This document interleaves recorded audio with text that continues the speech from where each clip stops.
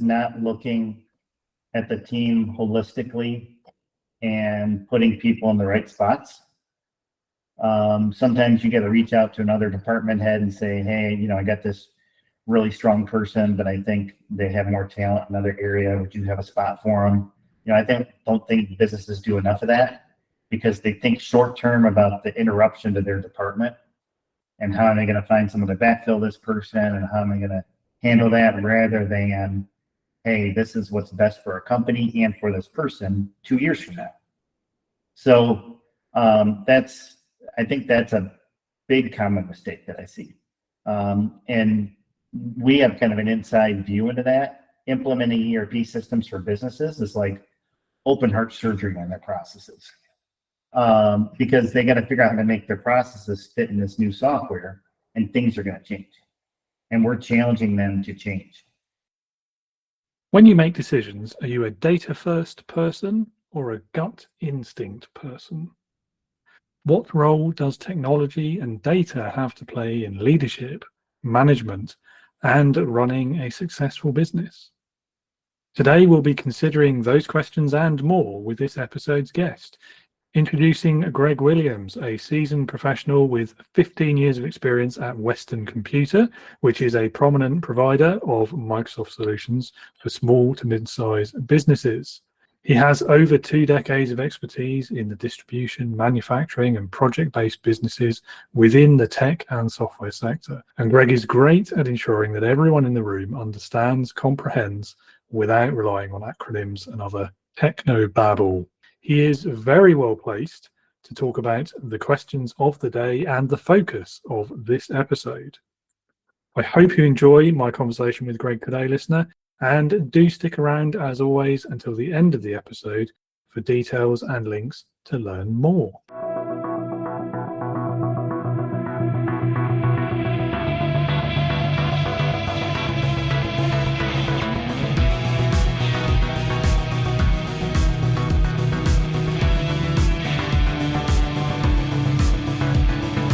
Welcome to the Leading with Integrity podcast. Leadership talk for the modern manager. With your host, David Hatch. Well, Greg, welcome to Leading with Integrity. It's great to have you on the show. Looking forward to our chat today. Yes, thanks for having me. I appreciate it. This is exciting. And we're going to pretty much dive straight into the deep end. Over to you to introduce yourself, tell the listeners a bit about your career so far, what you do today, and why you do it, really. Yeah, thank you. So again, my name is Greg Williams. I'm based in Michigan. I am at this point a veteran of the ERP business, which means back office systems for small and mid-sized businesses. I've been doing that since Y2K, and I've been able to see several ups and downs in the IT market over the last 25 years. I joined during the Y2K, first the big increase in business and then the bust. And then I saw the 2008 .com bust. And then I saw the transition from cloud to on-premise, and now we're in the AI transition. So you mentioned Y2K. I feel like a lot of listeners aren't going to know what that is. Now, I remember it basically being a storm in a teacup. Now, maybe that's unfair. Maybe there was a lot of IT professionals in the background who did a lot of work that made sure it wasn't a big thing. But can you tell us a bit more about that, just in case anyone doesn't know what it was? Yeah, so there was the old computer systems were built with a 2-digit year code to save space, because hard drive space was very expensive, 60, 70 years ago. And so instead of putting 1975, you would just put in 75. And there was this big fear that when we went to 2000, that all the computer systems wouldn't know what to do with it. They would think it was, 1900, not 2000. So there was a lot of work that was done. There was definitely some fear mongering. A lot of salespeople made a lot of money off of Y2K, telling business you have to do this or you're going to fail. And then it really was no issue. I happened to be working for one of the biggest mainframe software companies then, and we all had to show up at work for the weekend. They brought in video games, they brought in pizza, they brought in everything, and we just had a party all weekend because nothing happened. Amazing. Yeah. I mean, I remember some of the headlines towards the end of '99. Like, you'd be forgiven for thinking the world was going to end and all the banks were going to Yes. crash and all sorts of things. And Yeah, then, like, January the 1st, 2000, nothing had happened. yeah. So what happened, like the company I worked at in the last few years after that, they went from 13,000 employees to 4,000. Wow. That's how much they built up for Y2K and then crashed. Wow. Now that's Yeah. something you don't hear about very much. Yeah. Interesting. Yeah, it was the tough job market post Y2K for people in the IT industry. Well, that is interesting. So, yeah, coming from a tech background as you do, and given what you do today as well, and all of that experience in the industry, you must have a pretty, let's call it a well-developed view on things like database decision making, as opposed to the gut instinct approach that a lot of people favour. So, would you like to share your thoughts on that one? Yeah, that's a very interesting topic. The last several years, I've gotten more into database decision making. When you're with a very small company like I used to be, you can make a decision on gut instinct, and then you can tweak your execution to make up for that. You can turn on a dime if you make the wrong decision because you've committed to just being successful and you're going to do that. But as organizations get larger and they have investors or backers and things like that, then you have a responsibility, a fiduciary responsibility to do the right thing, and that means doing extra research and including data in those decision-making processes. I mean, do you think that one or other option is inherently better, or because I kind of feel like it's the best way as a balance between the two somehow? But I completely agree with you. Yeah, so I often find myself knowing I need to make a decision, and I have a gut instinct on what it's going to be, and then I go look at the data to back it up. And sometimes I'm proven wrong, and I say, okay, that was a bad decision, so I'm not going to make it. But I'd say 80% of the time, it's going to back up your gut instinct decision.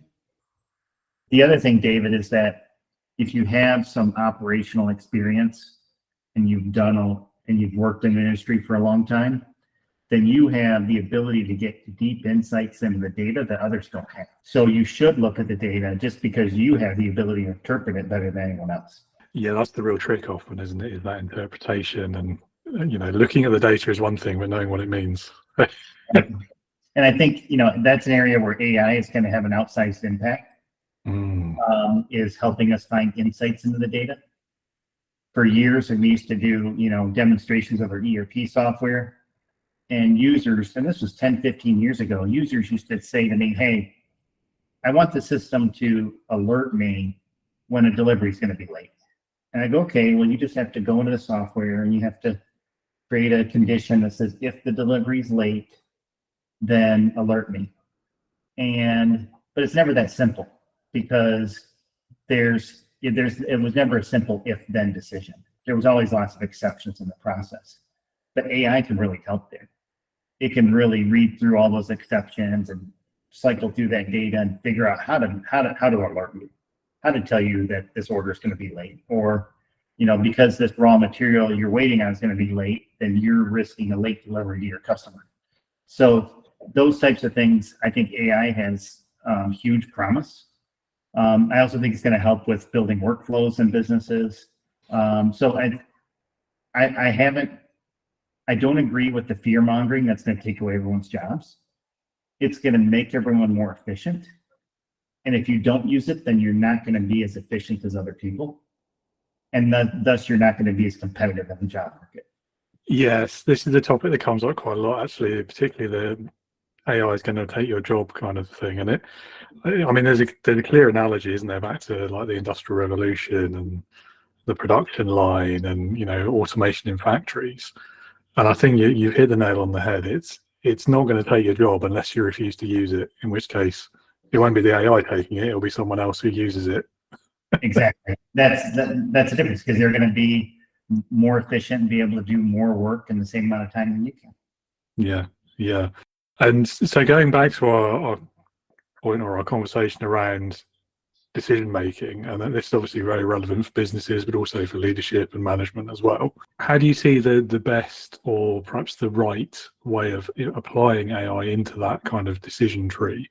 And how do we ensure that we're balancing that, the people and the human element with the data, and then AI is maybe not the right phrase, is it? But the machine learning bit in the middle. Right. Yeah. I mean, I think it can really help. In one of the phrases I've used is in democratizing data. Most businesses are still in a situation where they have to go ask their IT for help when they need a report. And AI is going to simplify that, because they'll be able to crawl these large data sets, and you'll be able to ask it in English language. Hey, tell me what my top 10 customers were last month. Now tell me by profit. Now tell me by gross revenue. Now tell me who my least profitable customers were last month, and rank them, from top to bottom. And you can come up with all those exceptions using English language. In the old days, and even now to a smaller extent, you had to go to your IT department, and they had to have this skill to write a SQL query to do that, or a Python query or something like that. So there's always a bottleneck for reports for the business waiting on IT. We hear that all the time. We can't get enough reports from our IT people.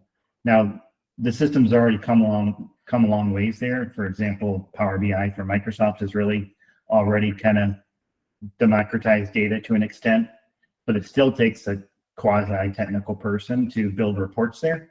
And I think that's only going to get easier over time for people that learn how to use these AI prompts to write those reports. It's an interesting one. I feel like sometimes there's the category of manager who are using that sort of thing as an excuse as well. Like, sorry, I don't have the answer. I need more time. I'm waiting for IT. It will just become, I'm waiting for ChatGPT, won't it? Yeah, that's true too. But I also, I still sit with users once in a while, and I see the spreadsheets they have, where they're exporting data and maintaining spreadsheets, and how much work they put into those, because they can't get real-time data. Yeah. So they start these ancillary systems, and then that system doesn't match the system of record, and it's got to be manually updated, and that's how a lot of businesses run.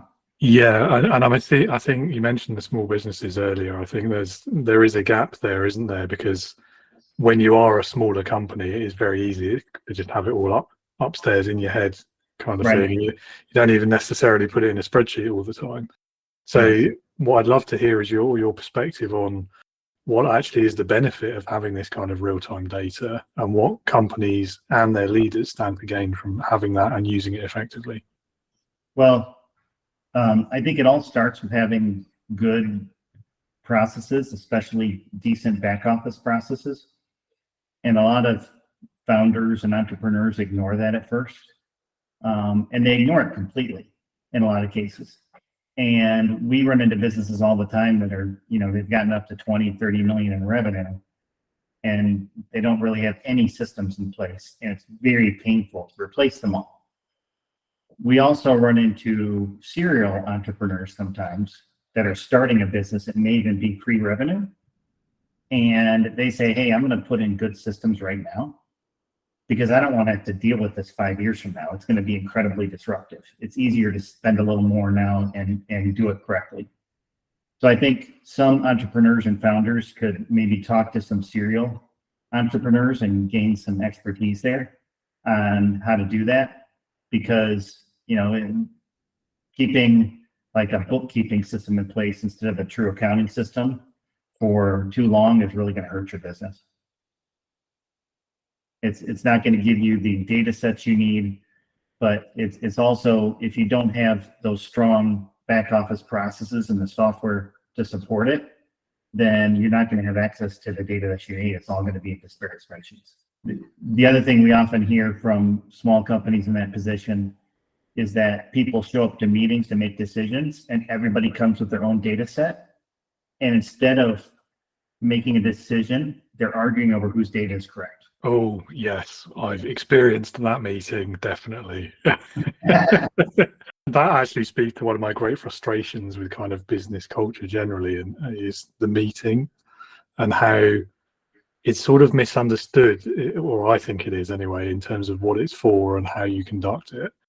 Like, if everyone's showing up with data that no one else in the room has seen yet, that shouldn't happen in a meeting. Everyone should see the data before that meeting happens. And then the purpose of the meeting is to reach a decision about what to do about the data, whatever it happens to be. So I mean, it's like, I don't know, it's like trying to have a form of play without having the script in advance, isn't it? Yeah. I know loads of people love improv, but yeah. Have you heard about how Amazon runs meetings?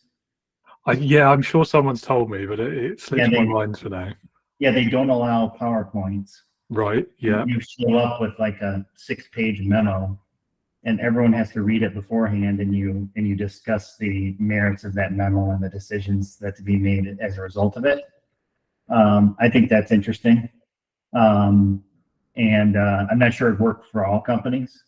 And I also wonder if maybe just that Jeff Bezos doesn't want to pay Microsoft for PowerPoint. That may well be it. Yeah. But I mean, he's quite big on efficiency, though, isn't he? And I feel like that's where that's maybe come from. And I mean, you can't argue with the results, can you? No, you can't. And meetings are one of the most expensive things a company has. You have 10 people in a meeting, that's a several $1,000 meeting right there.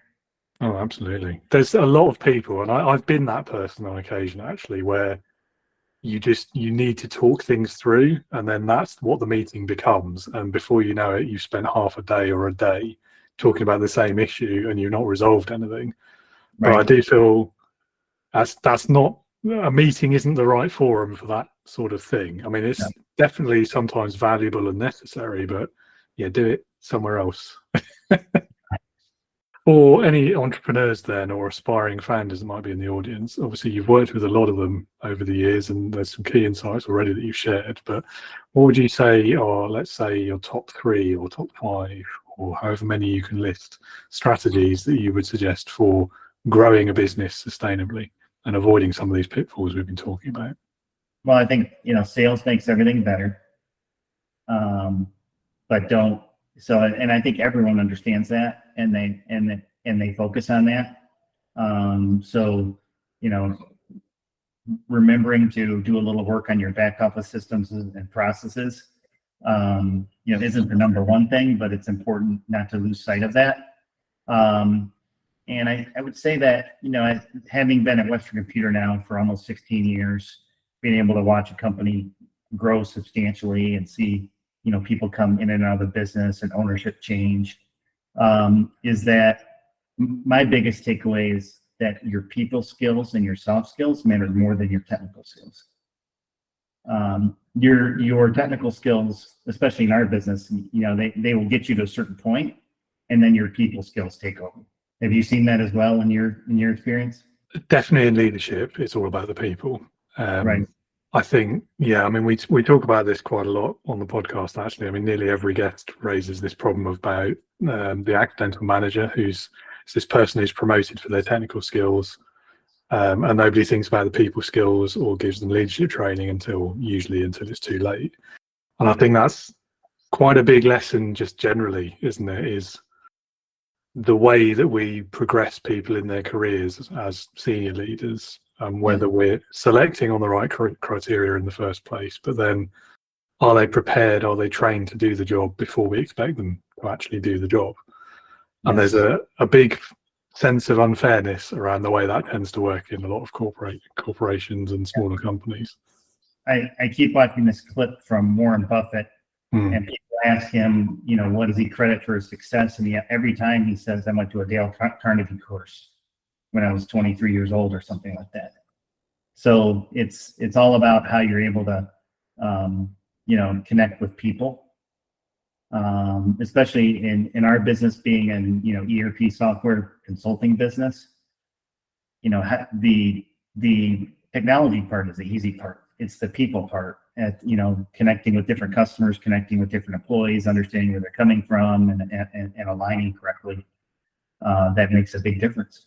Oh yeah, 100%. I think as well, like the further up that ladder you get, the less important those technical skills become, and the more focus has to be on the people and the bigger strategic kind of viewpoint.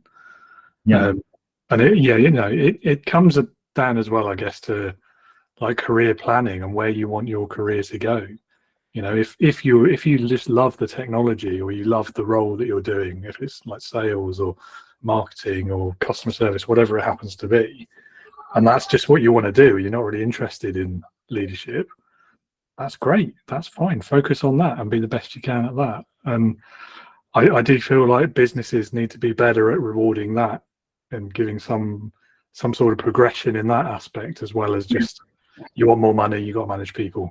That's your choice. That's true. But I would posit that even if you're in a technical role, you still have to understand how to set expectations, how to communicate with people. I've seen so many technical people over the years, they just want to put their head down and work on something and not give you updates and not tell you when they're going to be done.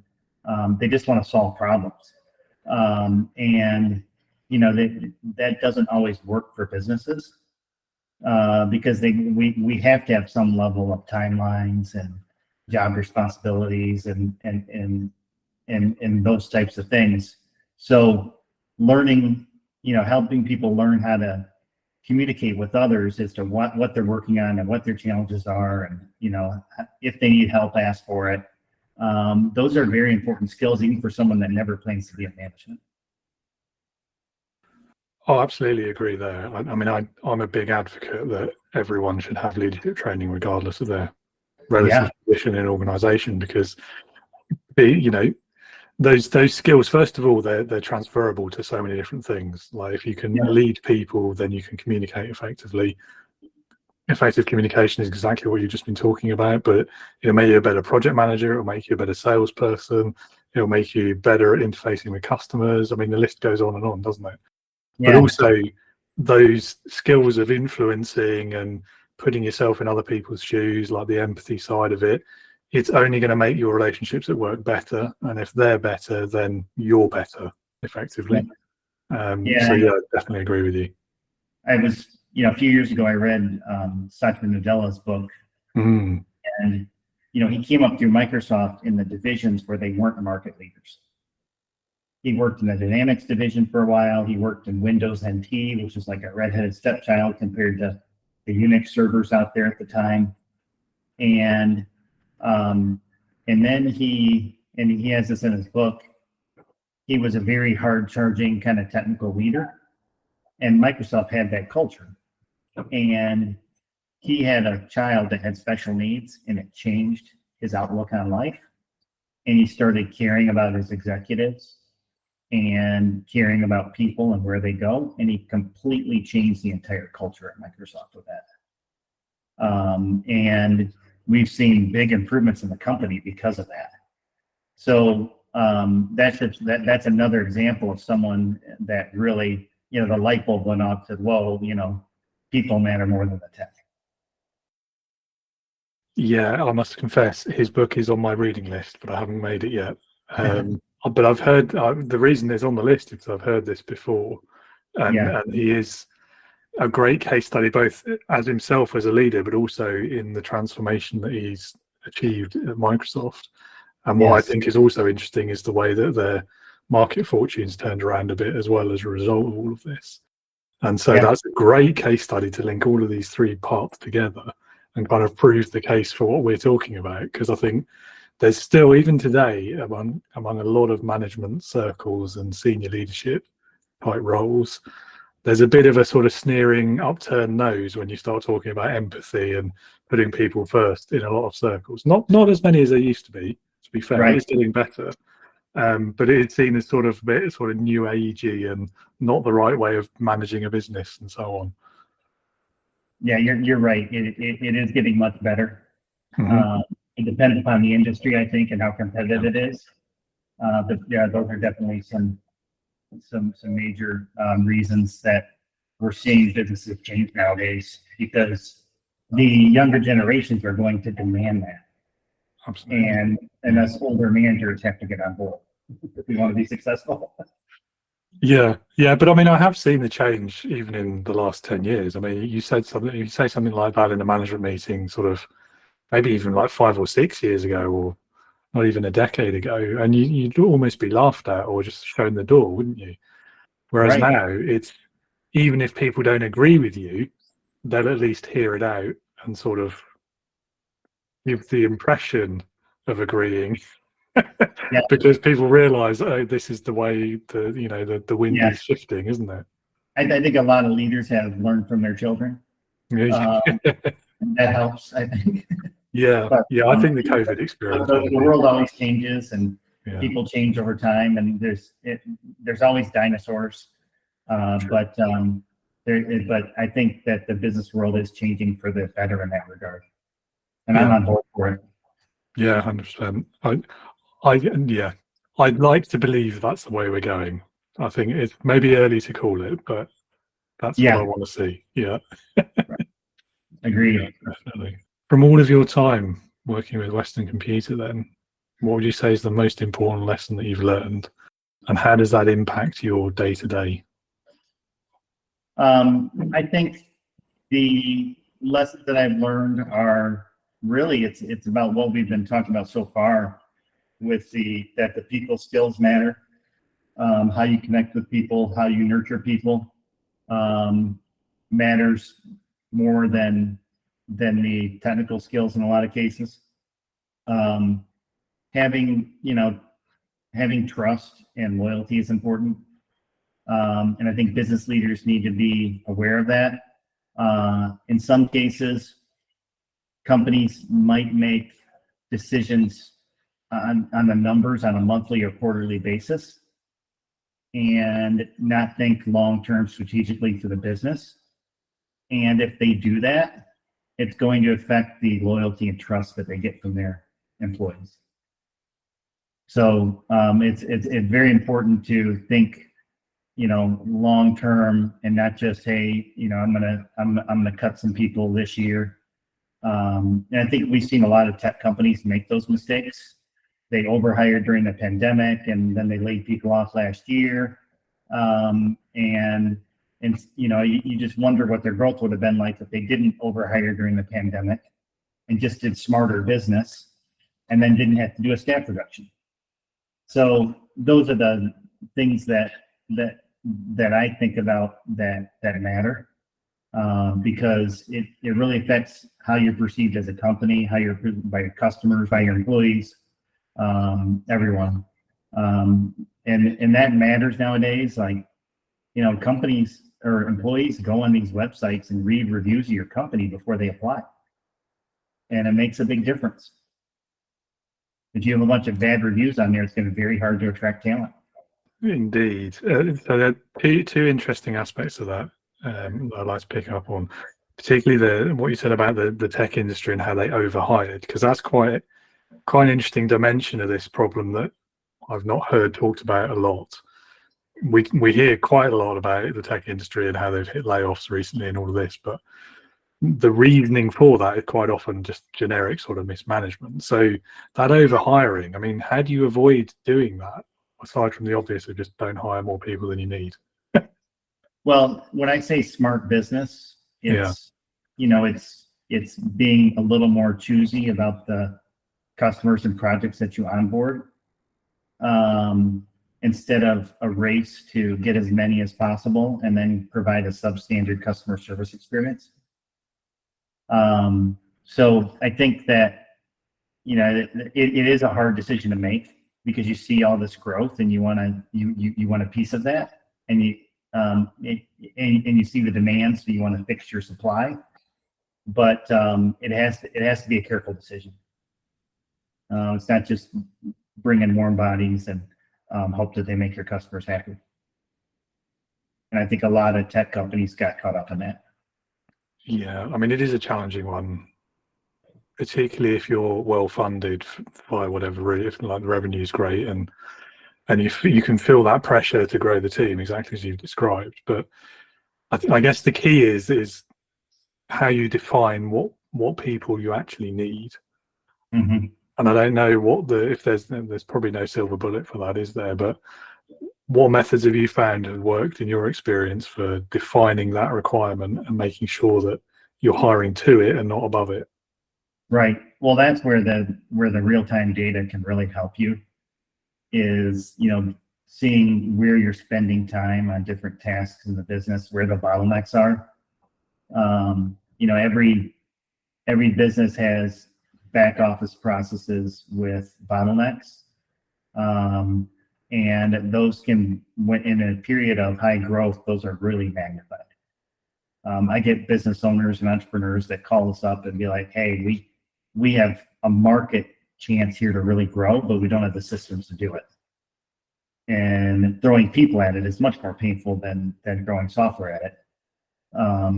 I say that to our customers sometimes. If you think our technology is expensive, try hiring people to do it instead. And it's true. So I think that, taking a process-based approach to what are your processes, and being willing to tweak those. I'm not going to say completely re-envision because you don't have time for a whole change management exercise, but be willing to tweak those processes and make some small improvements, and then figure out where you need people to support those processes. What I see instead of a lot of companies just saying, hey, we're not going to look at our processes, we're just going to hire more people in every department. And that doesn't work. Yeah, very true. And so the second aspect I'd love to talk about is where you see those two things alike. So you mentioned layoffs in particular.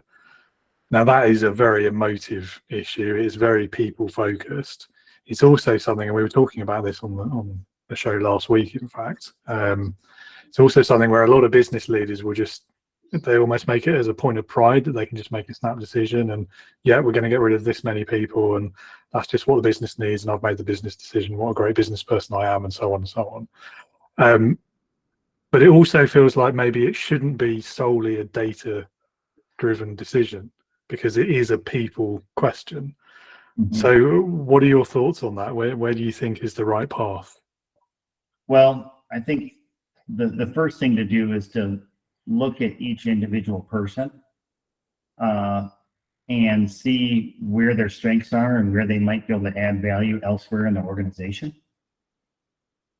Because what I often see is they make these decisions very quickly to do a staff reduction, and they're not putting enough thought into it. A lot of times, I see companies put more time into hiring people than letting people go. In my opinion, you should spend equal amount of time on both.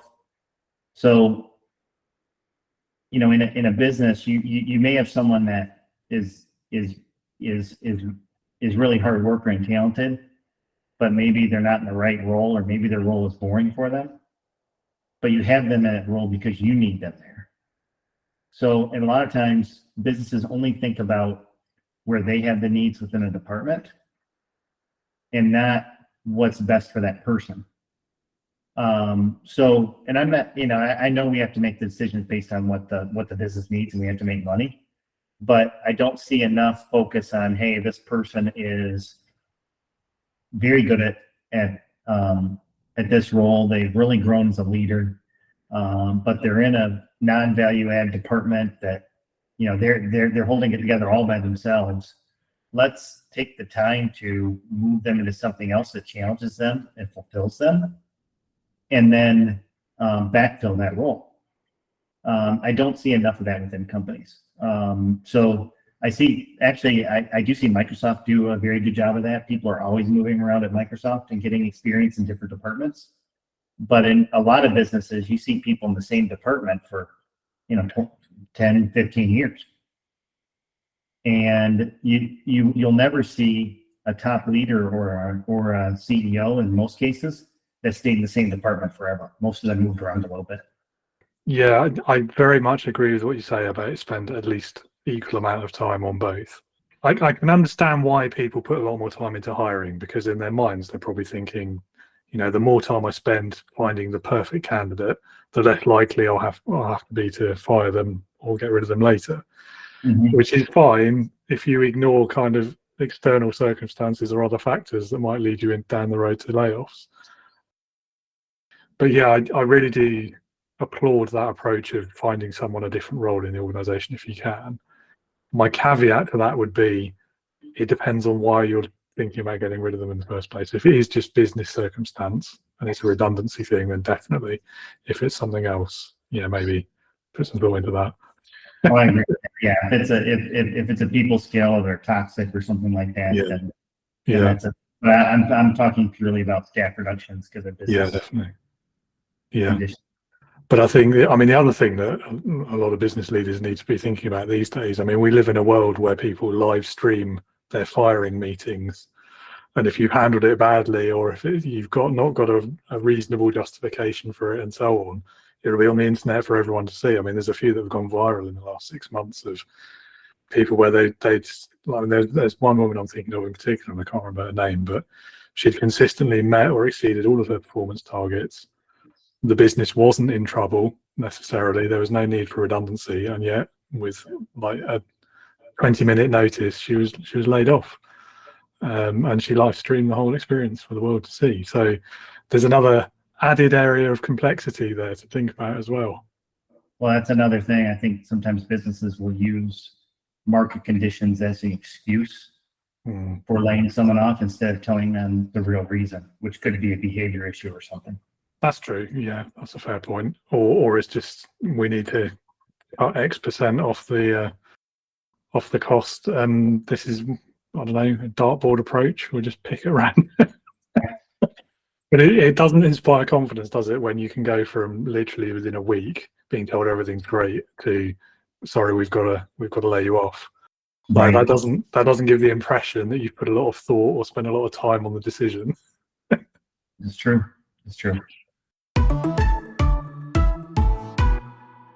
Okay, so let's move on to the more leadership-focused questions. And I know we've touched on a few of these issues already, but I think the first thing I'd love to hear from you on this is what have been your biggest leadership lessons from your whole career so far?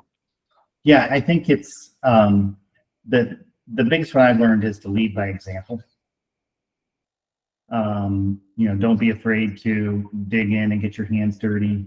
Don't preach to someone how to do something unless you've done it before.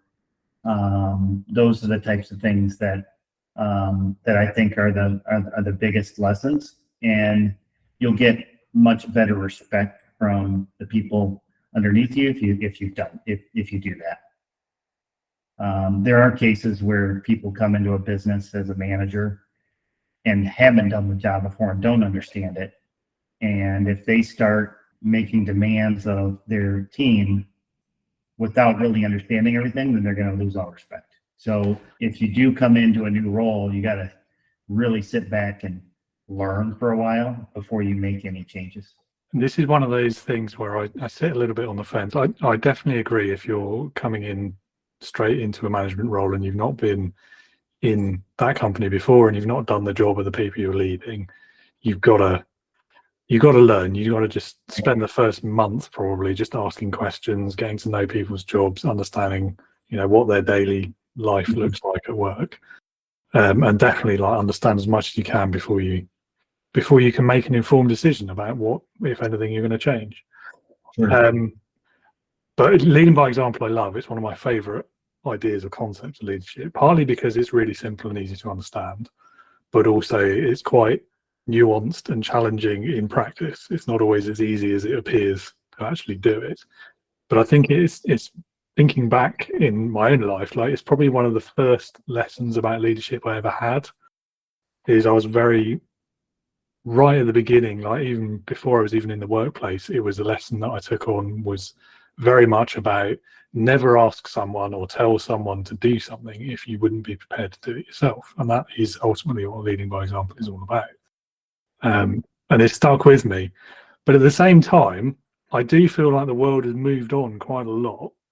And it is possible that leadership, that management can be their own specialism, and that there's a skill set involved there that you don't necessarily have to have spent 10 years as an engineer in order to effectively manage engineers, for example. Right. Subject to the caveat earlier about learning everyone's jobs before you make any changes. So yeah, I don't know. I'm on the fence with that one. I go back and forth on it a lot. Yeah, I agree too. I think leading by example means lead by example with your behavior. Not necessarily, I agree that you don't have to be able to do everyone's job now to be a leader. That was actually an old rule that Bill Gates had when he started Microsoft. You couldn't be someone's boss unless you could code better than they could. But that only went so far. It did not scale. So that's why that's why the company had challenges for many years, because it was too much of a technical focus. Yeah, that's an interesting one, particularly as that stands in opposition to their major competitor was Mr. Jobs and his perspective on all of that. And there's that quite famous video, isn't there, of one of his senior developers or someone at a company conference sort of challenging him, like, why should we listen to you because you don't know this or that programming language or something. Yeah, I don't know. At the same time, like, I've been in that position, I'm sure you have as well, where it's a question of your credibility. Yeah. And the engineers are particularly bad at this. That's why I picked them earlier as my example. Like, if they know that you don't understand what they're talking about, then they won't respect you, and they certainly won't do as you ask them to do. Right. And so there's a line to be walked there, isn't there? There is. I used to do some programming, and I was a computer geek in high school and college, so I have some street cred there, which helps me. But I think that the world has moved on from that. You're right that the developers don't expect that everyone knows what they know how to do. The other thing is that there's the world's become so specialized with different types of IT guys, different development languages, different skill sets, that there isn't that broad guy that can do everything like there used to be. Maybe there's a few, but few and far between. Yeah. Like the child prodigies and that sort of type. Yeah. Right. Well, you have like Elon Musk, who goes into his engineering meetings and says, if you don't do it, I'll do it. I'll figure it out. And he challenges them that way. Yeah. So that's, but I think that's an extreme example. It is. And I sort of questioned how much of it he could do as well. But anyway. Yeah. I think, I mentioned Steve Jobs earlier on that particular video I was thinking of as well. I mean, he's definitely not the best example of a leader or someone that we should necessarily aspire to. I think, he's quite notorious for the way he treated people when there weren't cameras around, for example. Yes. But in that specific example, the answer he gave, I think, was spot on, and it's as true today as it was then, which is, no, I don't know how to do that, but I don't need to, because that's not my role in this situation. And I think, perhaps him saying that as part of why perspectives have changed, at least in that part of the industry. And I think you're right, yes, the average developer or salesperson or whichever role we choose or talk about, they don't necessarily expect their manager to know their job better than they do. Right. I think it's reasonable for them to expect at least a level of understanding about what they do and how they do it, even if they couldn't do it themselves. Yeah. And I think it kind of goes both ways as well. And again, it's about what your role in that situation is. But if you're leading people who have a specialism that you don't, it's so important that you value that specialism and make sure they know that you value it. I think that's the bit that I've always found when I'm in those situations where there's that big gulf between us in differences of knowledge, is showing and demonstrating how much you value that knowledge and coming to rely on them and their expertise. That I found is how you get over that credibility problem. Yeah, it's true. And there's also, being the voice of the customer. Leaders have, in a lot of businesses, they have the ability to translate between what the customer wants, what the sales team is saying, and what the product team can do, and pull it all together. And I think that's really important. I'm from Detroit, which is home of the auto industry. And, it was 20 years ago or so when they started bringing in more women to make design decisions. And it completely changed our cars. We got way better interiors. We got cup holders. We got more comfortable seats. We got all those things that engineers didn't care about, because it was a very male-dominated workforce at the time. So that just shows the advantage of leadership deciding, hey, we're going to do this. We're going to make this decision whether the product team agrees with it or not. And then it increased. Whoever got to those things first had huge sales. Bit irrelevant, but it sparked the memory of an anecdote I heard recently about BMW and how they always used to be very focused on like the driving experience, and so they wouldn't put things like cup holders in until they entered the American market, where it's an expectation and no one would buy it if they didn't have it. And so suddenly all of their cars the world over have all these little bits that they never would have had before. Exactly. Yeah. It's context, isn't it? That's what we're talking about, and understanding that. There's that old saying, the customer is always right. And I'm not sure it's correct, but it means that we should listen to the customer at a minimum. And a good leader has to balance what the product team is saying and what the sales team and the customer are saying, and pull those together into good decisions. And data can help that for sure. Yeah, customer is always right is not the full quote, is it?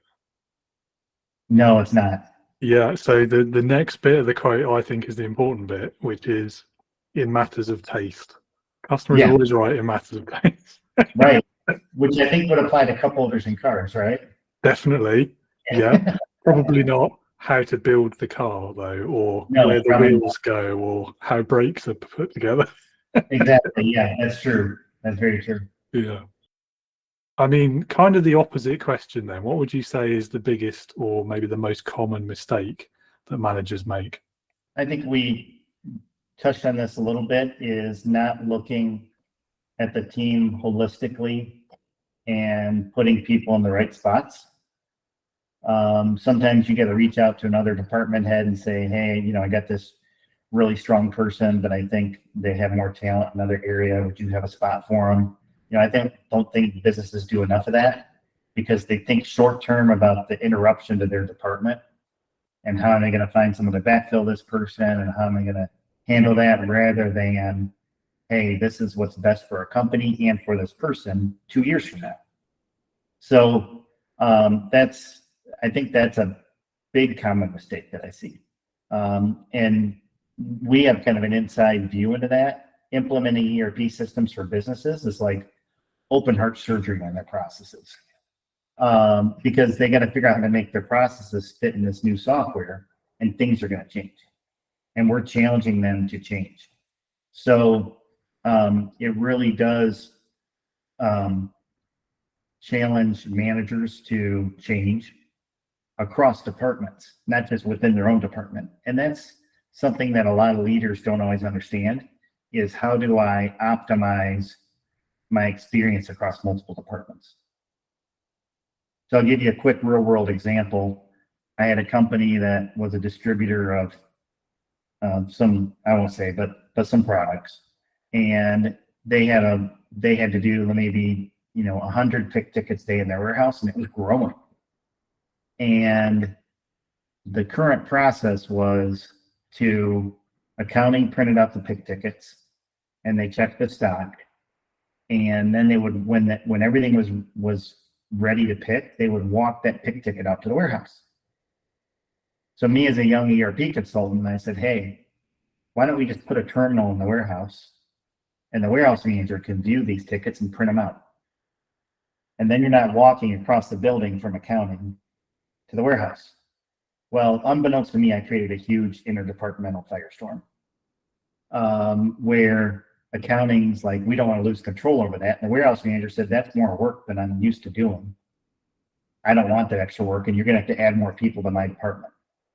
So had to bring in a high-level leader, the CFO, and he said, well, warehouse people cost less than accounting people, so we're going to do it in the warehouse. And it's a more efficient process in general. It's going to save us overall time.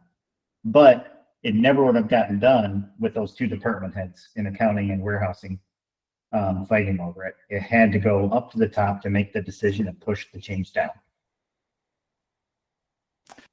That's so often the way, isn't it? People, particularly in like little sort of fiefdoms and silos, people just put the blinkers on, don't they? And it's they do.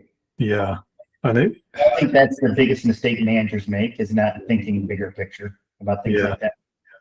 Yeah, I mean, it's a very human response. Yes. It's totally understandable, but also not always that helpful.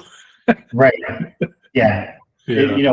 If one of those leaders in either accounting or warehousing would have taken the initiative to go to the CFO Mm. and said, "Hey, this is a better process, but I might need some more help with it," then they probably really could have increased their standing with the company, maybe get a raise, maybe be pushed for future promotions because of the way they think. Oh, definitely, yeah. And it's taking that long-term view, isn't it? I guess is what it really Yeah. comes down to, is Yeah. because we're always, I mean, especially managers, those sort of the front line, the first line managers, you're always, every day, you're going to have 101 things that are demanding your short-term attention and that quick decision or resolution. And it can be so difficult to set aside that noise sometimes and try and take that longer view. But if you are able to do it, it's so worth it. Yeah. Yeah. Anyway, well, that was a great answer, definitely. Thank you. This, I always find one of my most interesting questions in terms of the answers I get. So I'd love to hear the story behind your own best experience of being led. So I was fortunate right after Y2K, and I left that large company I was working at that did mainframe software. I was fortunate to land at a small company that did distribution software implementation, maybe 20 employees. And the owner of the business, she allowed me to really start up a new product line and let me make lots of mistakes and was there to help me when I needed it. And you know what, I have to say I was also fortunate that was a world when we worked in offices. And my office was 10 steps from hers. And so I could just, I was there in person and was able to get help. But I was able to do marketing campaigns, make cold calls, set up demonstrations, perform the demonstrations, help with the project, do go live support. I got to do everything. And having a leader there that had been there, done that, and let me figure it out, but was available to help when I needed it, was a great experience for me. And she had the perfect mix of never micromanaged, but made sure that I was motivated and that I understood the important things to focus on.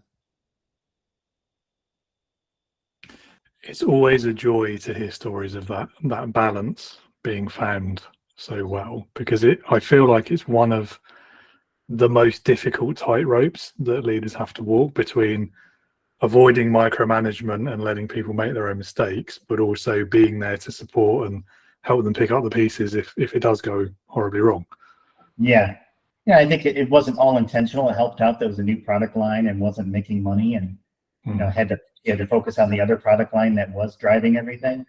So it wasn't really coming on board as a viable product line for another year or two.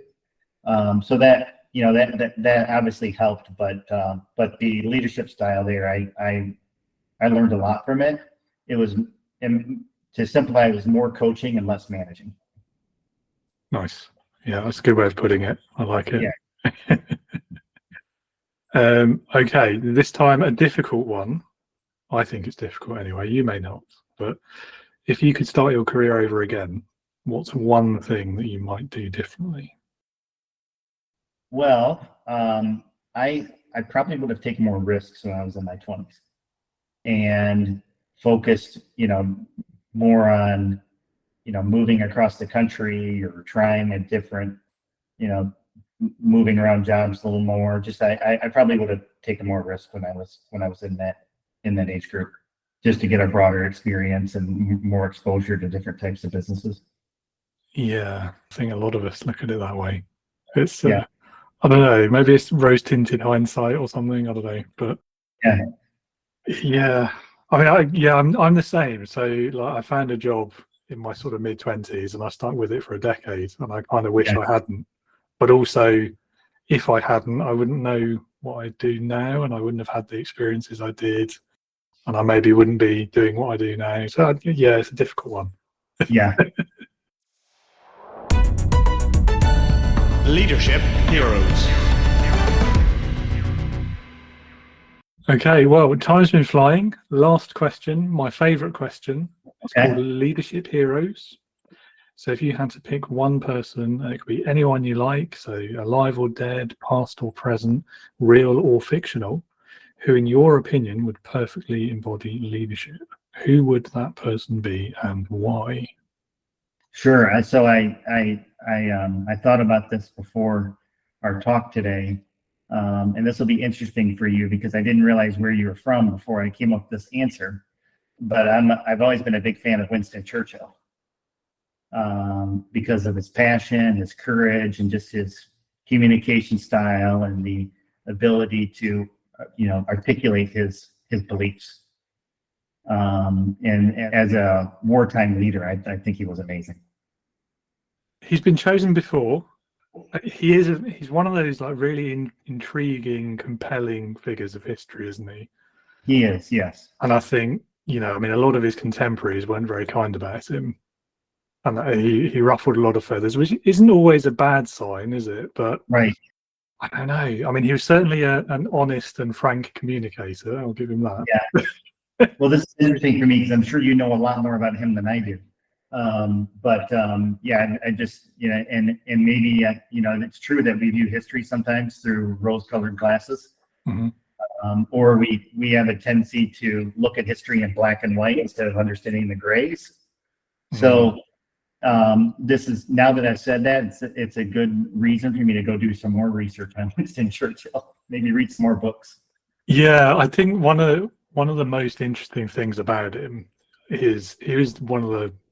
I think he was the guy. He was the one who coined the phrase like "history is written by the victors, and I intend to write it." Right. And so much of what we ironically know about him is from his own books about himself and his experiences through his career. There's old news articles and newspapers and things like that. If you really dig into it, you can go and find out what was said about him at the time and sort of contemporary accounts and things. But it is quite interesting that I think it's fair to say the majority of what's sort of popularly known about Winston Churchill comes from his own words. Okay. Well, that's interesting. Yeah.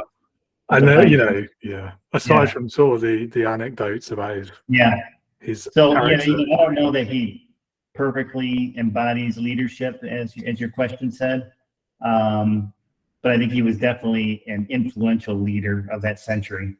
It's hard for me to pick one leader that I would say is the most influential, and then I just also have to be honest with myself that I know the Western world much better than the rest of the world. I'm trying to catch up there, but I probably have some blind spots there. Yeah, I think I probably do as well, to be fair. Yeah. I think one last thing I'd say about Churchill, that one particular aspect of leadership that I think he embodied quite well is he was adaptable in the sense that he didn't always, sometimes he did, but not always. Once he'd made a decision, that was it, that was final. And you saw that in his political career to some extent, how he swapped between various political parties at various stages of his career. He changed direction on policy once new information came to light, things like that. He was less dogmatic about a lot of things than perhaps history might suggest. And I think that's quite an important skill for leadership that's relevant today as much as it was then. And I'll have to think more because it's hard for me to pick any politician as my favorite leader. Or to pick someone else, but that seems to be who sticks in our memories over time. Yeah, I think he was the leader we needed at the time that he was there. Yeah. Definitely. I think he'd be a fish out of water today, though. Oh yeah. Well, any 100 years ago would be and in fairness, like he was 50 years before his time as well. Or he would have been. So Anyway, I saw an interesting choice though. It's always fun talking about him. That's another thing I'd say about him. Yeah, I'm going to do some more research, and I might email you with some follow-up leaders. Yeah, so I mean, one series of books I'd recommend, which is semi-fictional, is the Michael Dobbs series. It's a Okay. great sort of intro to some of the accounts of his life. It is semi-fictionalized, but it's worth reading, and it's a good way of sort of a gateway to get to other things. Very cool. I will do that. Michael Dobbs, I believe, is the guy who wrote House of Cards as well. Okay, great. Yeah. Anyway, well, Greg, lovely talking with you today. Thank you so much for your time. It was great meeting you. One small last question I will ask is if any of the listeners would like to know more about you or about where you work and what you do, where can they go to find out more? Yeah, that'd be great. I think the easiest place probably is on LinkedIn. You can look up Greg Williams at Western Computer on LinkedIn, and I'll come right up there. You can also visit our company's website at westerncomputer.com, and we are experts in providing Microsoft back office solutions to small businesses. Excellent. Well, I'll pop those links in the show notes as well, so everyone can find it easily. All well, right. That's great. That's pretty much all we've got time for. All right. Well, thank you, David. It was a great talk today. I appreciate your time. Likewise. Yeah. Thanks very much, Greg. Thank you. Bye-bye. See ya. Great conversation today. Thank you again to Greg. I really enjoyed that, and I'm sure you did as well, listener. Now, I know I say this every week, but here's another reminder to please do visit those links in the show notes. Learn more about Greg, about Western Computer, what he gets up to, because you will never regret learning more things. And if you are struggling with your leadership and you'd like access to learning, resources, and one-to-one support from me, then do also pay a visit to www.leadernotaboss.com. Click on that green button, sign up to join the Integrity Leaders online community, which is a place that I've built specifically for new leaders, first-time founders, and learner managers, people like you, listener. Join today and use the promo code HALFOFF24, so that's half off, all in caps, and then the digits 2 and 4. That will give you a 50% discount on your monthly membership forever, for as long as you remain a part of the community. And I look forward to seeing you there very soon. Thank you for being with us today, and I hope you'll join me again next time. But until then, be a leader, not a boss.